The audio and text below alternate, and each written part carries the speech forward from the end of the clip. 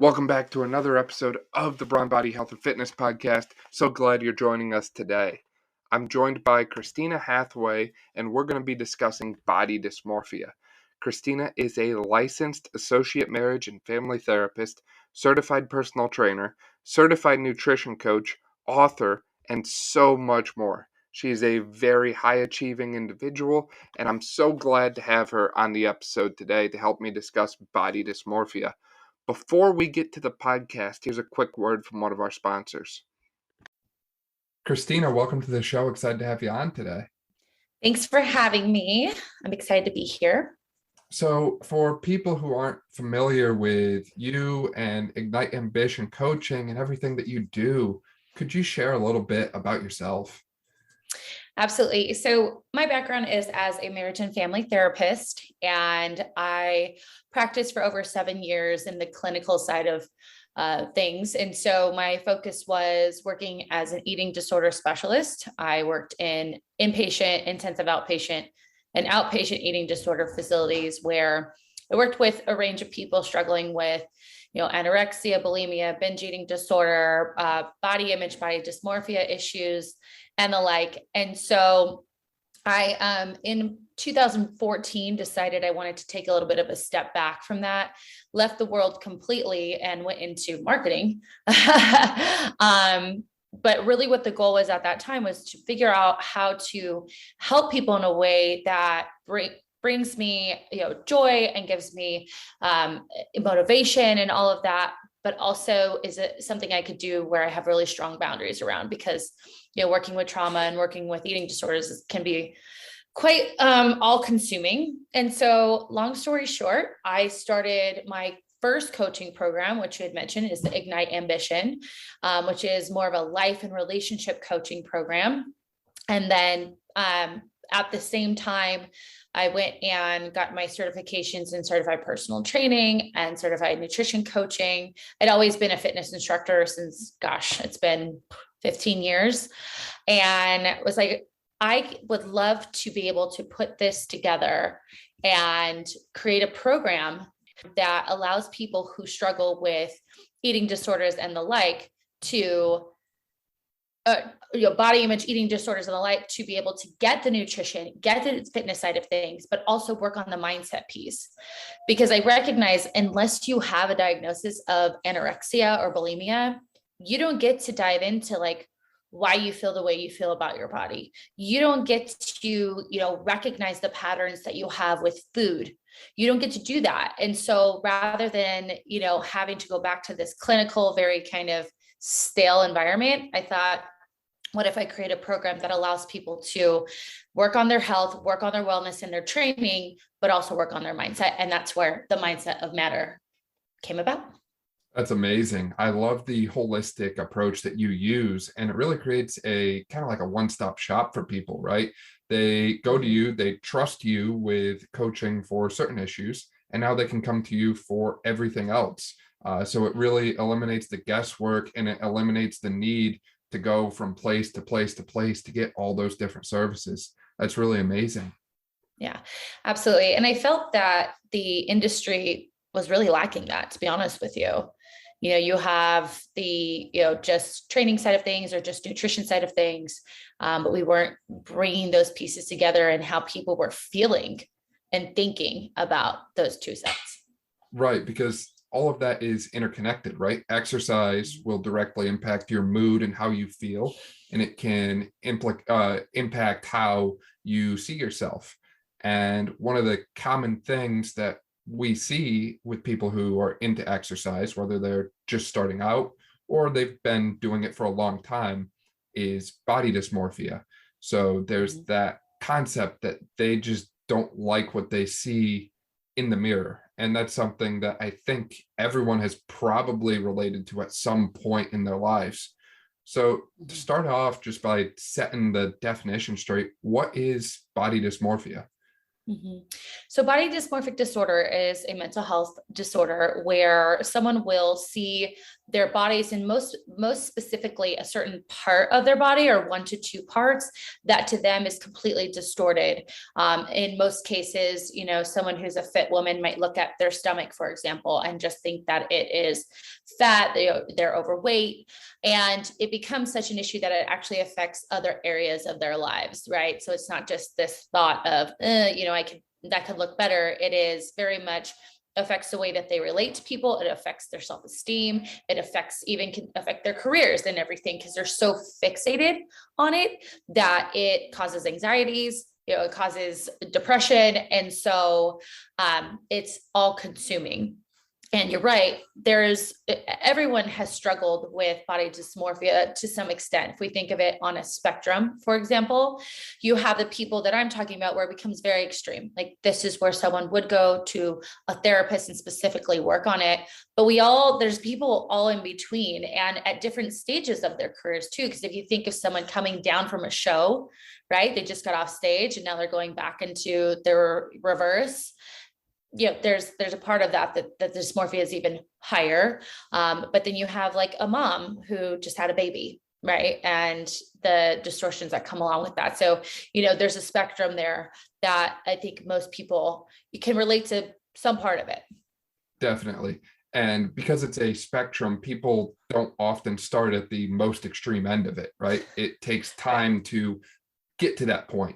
So when is it that people usually start developing these sort of habits? You know, most of our body image and our perceptions of self do start in early childhood. Specifically for women. For men, it comes a little bit later when we go into puberty, right? And so there's this, you know, biopsychosocial type of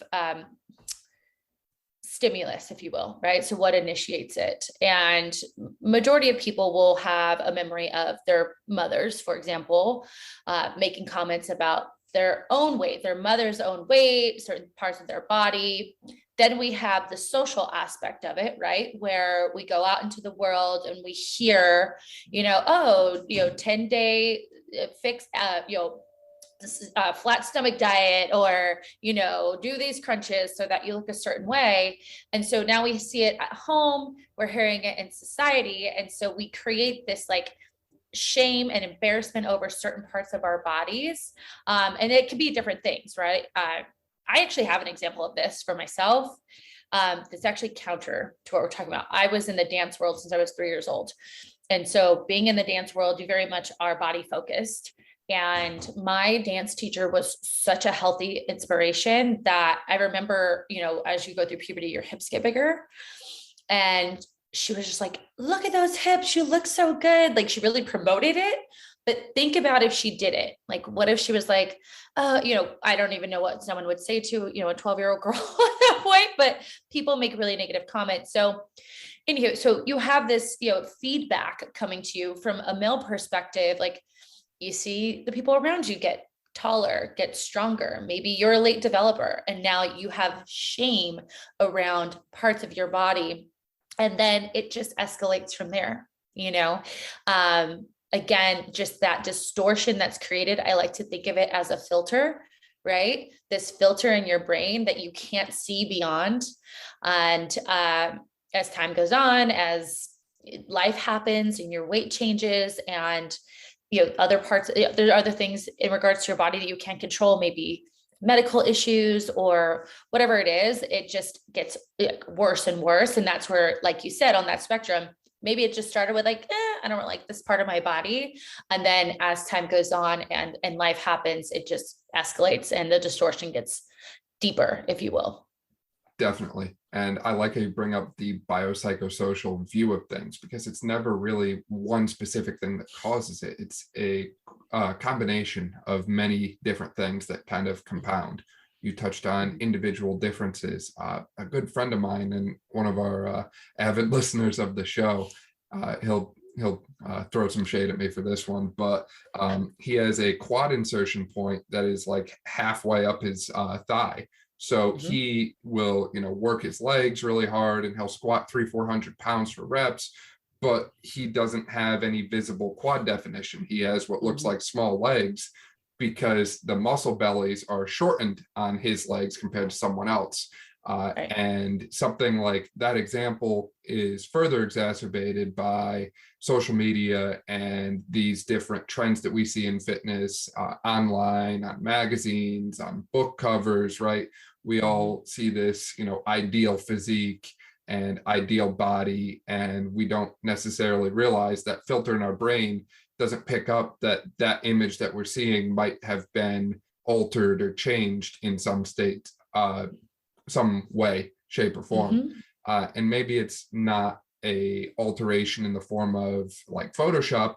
Maybe it's just a well-staged, well-timed photo where the individual, they didn't eat for the past 24 hours and the lighting is perfect, and, their hydration state is, this level, and so on. There's all these little factors that can impact how someone looks in one specific moment.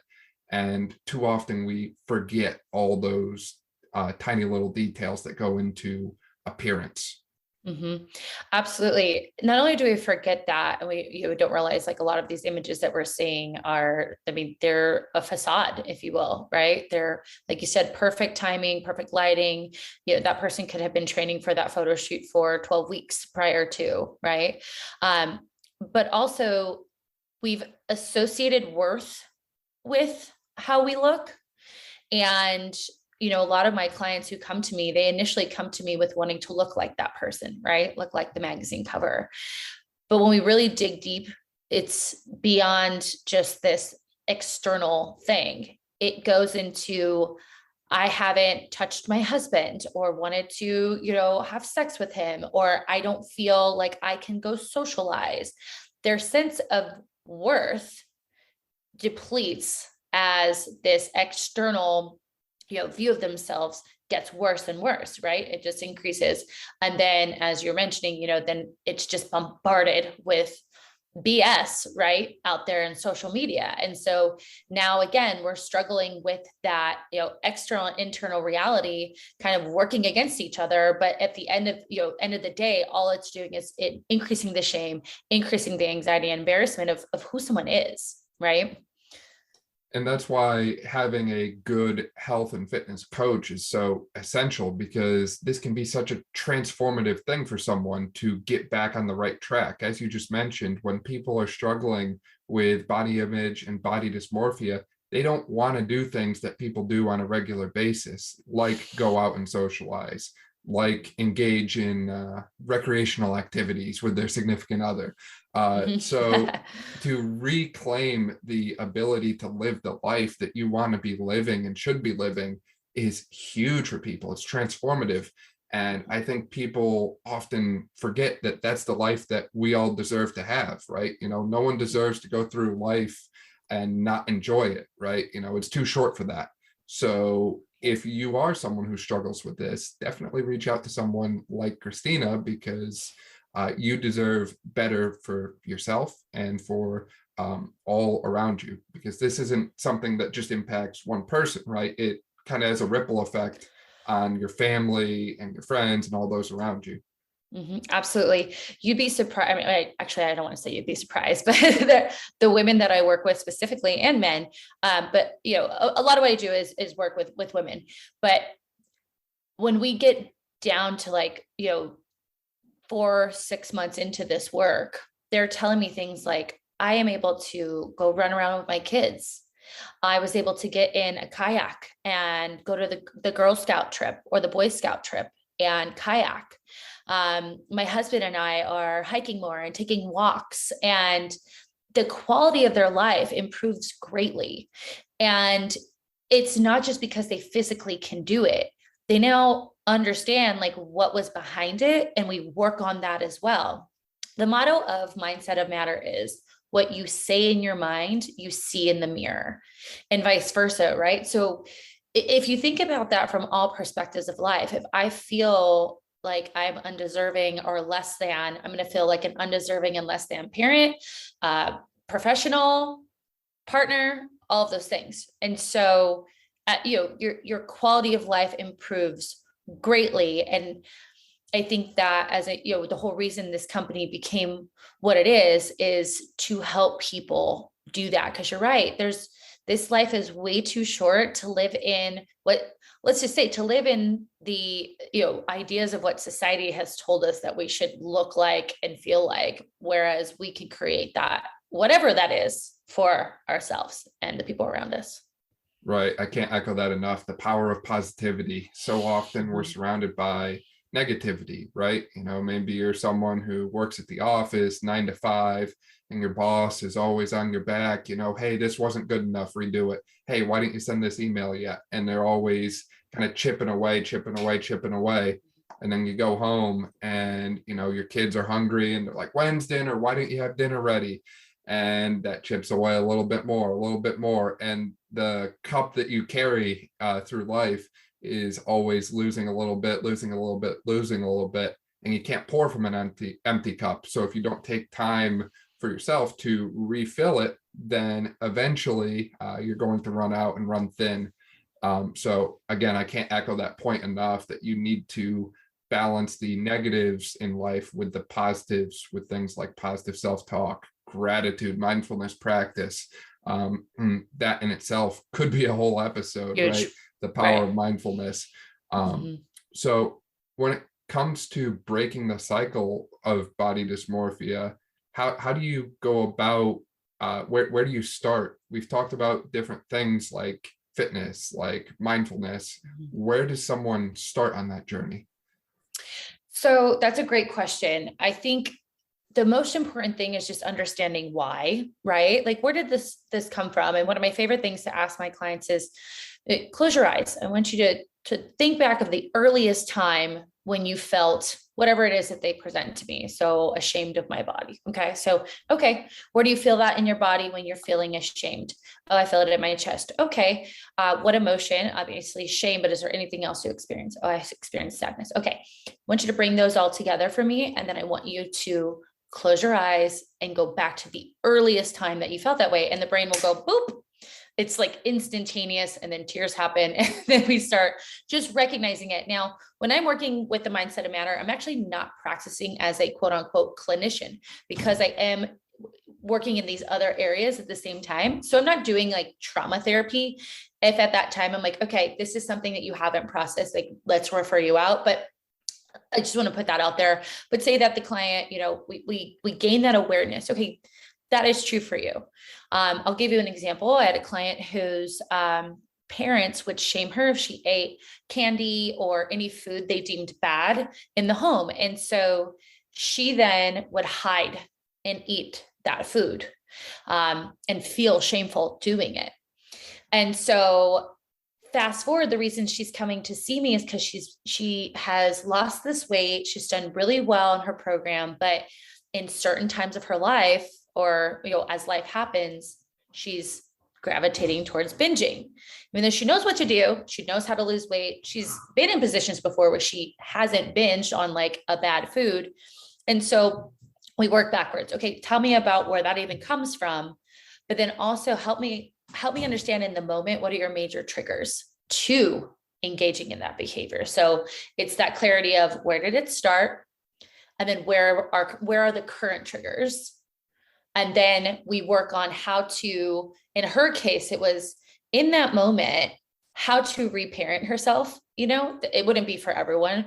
In a, similar situation is just like how to reframe it, right? In a way that makes sense for you in your mature mind, because most of these things are created in an immature, evolving brain, right? Developing brain.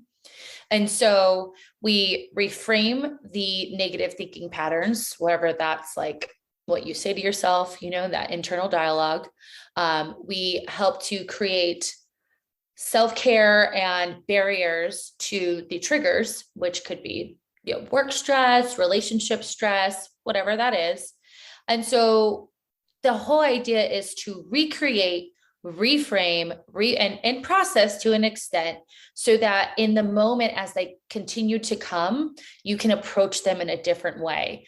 And what I like to say, and you may have heard this from the PN nutrition certification, it's like, you've thought a certain way for so long, right? So you've been driving down that road is smooth, it's easy to get down, and you just go. But you need to take a new road. Like that road is not serving you. It's, it's too dangerous. You have to create a new road. And so maybe you have to go through a field, and going through a field is bumpy. It's hard. It's got, you've got weeds and rocks, but you have to drive through and power through to create this new field. But eventually, the more you do that over and over and over again, you will create that smooth, easy to ride road. And at the same time, that road that you rode down for so long, that you drove down for so long, will be overgrown. It will be bumpy. It will be hard to go down. And that's very true in what we call neuroplasticity of the mind, recreating thinking patterns in a way and doing it over and over and over again so that it becomes the new normal. And what we thought before, we don't hear as much. That's not to say it doesn't creep in. It has its moments where it and at that point, my clients have so much self-awareness that they're like, oh, I thought that thought the other day, but I caught it. Right. And so that's a very long explanation of how I would approach someone with body image or body dysmorphia. I love that analogy that you gave on the roadway. And I like that approach. It's very simple. Get to the root cause and then reframe the root cause while removing anything that would trigger you to feel that way. So that's really a multifactorial, holistic approach. I can see how that would be very successful for a lot of different people. And I think it is essential to have some kind of system like that in place when you're coaching people, right? Because if you don't have a systematic approach, then you're just kind of guessing at things. Right. One of the things you mentioned was in that story there, that it was sort of a family issue when it came to the relationship that the client you had with food and eating. And I know you do a lot of family therapy and marriage therapy with that clinician hat on. So is that a common theme that you see with family therapy, that there's issues with eating and overall body image within the family structure? Or is there a healthier way for a family to promote healthy lifestyle habits and promote healthy eating without it becoming obsessive, so to speak? That's so good. Such a good question.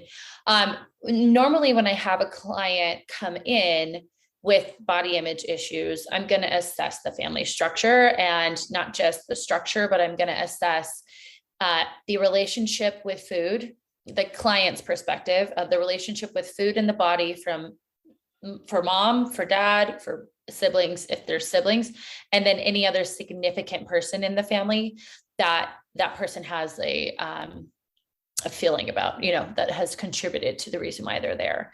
I would say 90% of the time, yes, it's the family influence, even if it's passive. It doesn't have, and for parents, they're trying their best, right? Like they're trying to be healthy people, or they're struggling with their own things and they are turning to food themselves. And so for parents out there who are listening, like, I'm not, I get it. However, we have to realize like these little eyes are looking, they're listening, and they are mimicking everything that we do as parents. And so, yes, like 90% of the time, we're seeing the family structure in some fashion affect and influence the person's body image. And so on the flip side of that, I think that's a great question about how do we do that without being obsessive? And my number one thing to tell parents, I actually did a presentation on this, is looking at the body for what it is. Like this body that we have is so amazing. And to teach your kids at a very young age, like how amazing it is beyond the way it looks, can help them so much. And think about that. That's not, like, wow, you run so fast, or, oh, wow, look how strong you are. You picked that up, or let's dance. I love dancing with you. So making comments about the body that have nothing to do with its appearance, and very important, your own or someone else's, whether good or bad, right? Because if we're saying, oh, her body's she's got such a hot body, or I don't know why you would say that in front of your kids, but you know what I mean? Like they're getting the message, like, I have to look that way for someone to think of me in a positive light. And so that would be number one. Number two is not restricting kids of certain foods, right? Like good food, bad food. I like to think of food of what it provides for you, right? So protein. So we have protein going to give us big muscles, or carbs are going to give us a ton of energy. And, kids, they don't get into like the fat side of things till later, but not shaming fats either. But then also like not making food a reward, making it a part of their diet, and having a dessert, having snacks, being able to give them a balanced, I follow the 80-20, 80% nutrient dense foods, 20% highly palatable, snacky foods, and being able to create that. And then the biggest one, and parents are going to kill me when I say this, stop telling your kids to keep eating. Like, stop it. If they tell you they're full, trust them. Let them trust themselves too. I know I don't have kids, so I get it, but I am the aunt of 12 now, nieces and nephews, and I see it all the time. And I'll tell you, when my niece is done eating her 5 bites of mac and cheese, she's full. And my sister-in-law is really good about allowing her to, they make specific portions. Obviously, when they go out to eat, the kids will split something. And if they need to order more, they will, rather than ordering too much up front. But that helps them with hunger and fullness, which thus helps them with their relationship with food. I think they're all great points that you just made, Christina. The human body is a amazing place, but it's also kind of crazy, right? It doesn't come with an owner's manual. So we're all just here trying to figure out all the different, functions of things. And a lot of us, especially when we're younger and growing up, are still learning those things. But like you said, the signals it gives us are factual and truthful, right? Like when we are no longer hungry, we are actually no longer hungry, right? There's no mixed, messed up signaling that occurs there at a young age, for the most part. So it is very important to listen to the body and teach people how to get in tune with it from an early standpoint. That's huge. Closing out here, is there any other thoughts or any kind of closing comments that you want to share with those listening today? I think just recognizing the importance of mindset, and for any person out there who is looking to improve their health and wellness, like really understanding the patterns of thinking and feeling and how that influences whatever their goals are or whatever goals they are trying to achieve. And on the flip side, the things that they are not achieving, like how is your brain influencing your outcomes? And just recognizing it, if need being, seek out someone like me. I would love to work with you, and or a clinician if you feel like it is taking over and interfering in your life.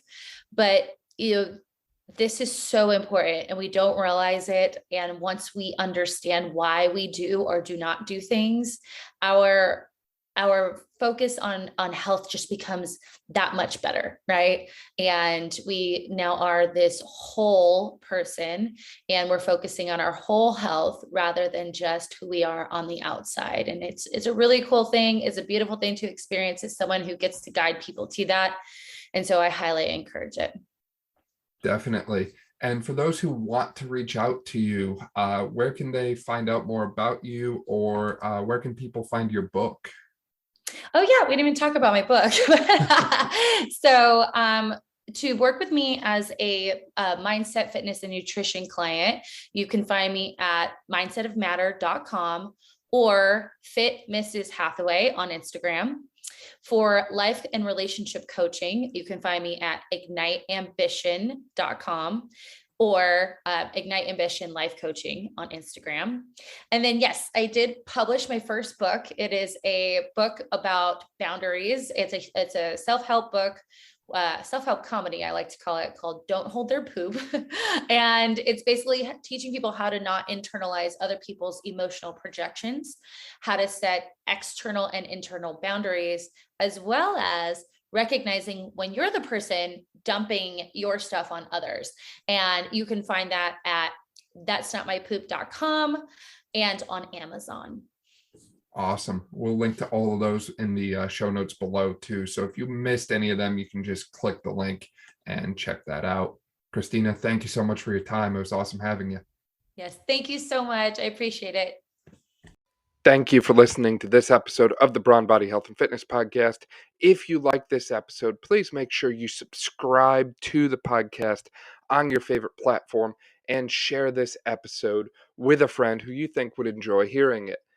Additionally, if you want to help support this podcast and keep future episodes going, please check out our links below where you can support us directly or through engaging in any of our affiliate marketing links.